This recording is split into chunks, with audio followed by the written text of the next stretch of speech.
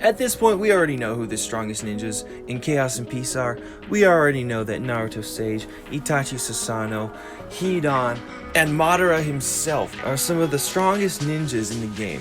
In fact, you pick up any SS ninja, you're pretty much set. Unless you get Ginkaku or Kinkaku, those two suck. But what about for the new players? How the heck are you gonna find team comps as a new player when you don't even have access to legendary scrolls? Which is true, legendary summoning doesn't even come out until day 7 of the server opening. But anyway, I'm here to help all you new players find the hidden gems out of all the ninjas in this list, which is pretty extensive. And what better ninja to start out with than the man, the myth, the youthful legend himself, Guy. And you may be thinking to yourself, what the heck? He's 8 stars. He has god tier equipment on. Fine. You know what? Does that look a little bit easier? He's 6 stars. Granted, he is level 140, which is the highest a 6-star can go. So it costs a little bit, but I think it'll be well worth it. Now, you may be also thinking to yourself, there's nothing really all that special about him. He doesn't have any AoE attacks. His health is... it's alright. His damage is subpar. His defense is meh. But if we come over to his skills, specifically this last one, we have Flame Kick. When HP is lower than 30%, activate 8 gates, where he is immune to damage for 2 turns. 2 turns! This guy is an invincible punching bag. Plus, on top of that, he gets a stat increase. His attack increases by 30%. He gets a 20% crit chance improvement. His armor break goes up by 20%, and his accuracy goes up by 20%, which I don't know really why he has accuracy. And on top of that, when the right conditions are met, his super Morning Peacock will heal himself by 30% of the damage deals. This guy, if you are a new player, is probably the best tank you can have until you get someone like Gaara or maybe even Orochimaru. So let's take him over to Snake's Cave. Got my Might Guy right here in the A1 slot. This is the slot where the enemies will by default attack him. And in the Snake's Cave, it's important you got someone who's gonna survive in that area, because you don't just heal up and then move on to the next round. The damage you take here is the damage you take into the next round, and as a new player that can get really hard. So let's get together a team here. I really probably should have leveled up some of these people, huh? Alright, I'll be back in a second. And we're back. There we go. Alright, so let's see what we got here. We got Might Guy, the man himself, to be the tank. We got Conan for the AoE and the possible stuns. We got Kabuto for the back row damage and for the poison. We got Sakura for healing. We got Zabuza also for back row damage. And let's do this. Now watch Might Guy as he starts taking damage. When he reaches 30% health, you're going to see a red shield around him, which means that he is currently invulnerable. Amazing, amazing ability to have. Now look at this. People are already taking so much damage. Ugh. It's hard to keep your ninjas alive, especially when you don't have a healer. That's why people like Might Guy, that's why people like Sakura, Tsunade. If you get her, keep her because she's incredible. There it is. You see it? There it is. The only thing that can kill him now is passives, like burns, like Hidan's ultimate, and like poisons, which he actually got kind of close to dying there.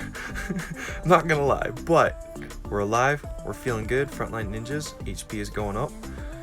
Here we go.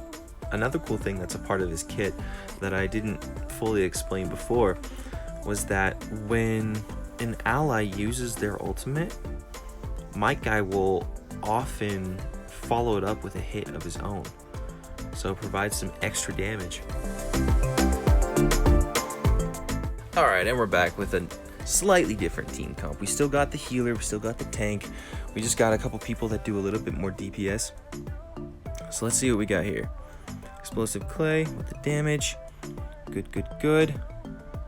Alright. And Naruto to finish all off with a Rasengan. Heck yeah. See, look, he's under 30% health right now. Watch this next round. and he's gonna start with his shield. Yep, there it is. And if he stays like this, he's gonna stay like this for the rest of the floor. So here we go. There's the shield again. And all these enemy ninjas, they're gonna be targeting him first because of the fact, look, he's everywhere, dude. You level him up, you buff his damage, he's gonna be a beast. Oh my gosh. Then we got Sakura healing him up, which is actually a little annoying because in this next, he's not gonna start out with the shield. So the only tricky thing about Might Guy is that you have to get him tanky enough so that it's almost impossible to kill him without getting inside of that 30% health range. Let's get Guy back and let's challenge this boss. Snake's Cave, floor 1, boss, using Might Guy. Now the trick here is to have good DPS people who are gonna take out the enemy while he survives. He is the master at surviving for the next 2 rounds, unless he's poisoned, unless he's under burning, unless Hedon's super is on him, he will not die. So the job then is to win before he runs out of his shield. And just like that, it's over. We've done it. We've beaten floor 1 of the Snake's Cave. Arguably the most valuable one to get because of all the battle pass XP you get there. I don't know if you saw, but you get 50 battle pass XP for winning the first floor. So you may be thinking, well, that's well and good, being a new player and bringing him into lower level stuff, but what about higher up? I'm glad you asked that. Let's go to challenge campaign, shall we? And you know what? I think Guy can handle this on his own. And I was totally wrong. Oh my gosh, he does not have nearly enough damage output. Duh, obviously. Jeez, Winter, what the heck? Let's put Deidara in there.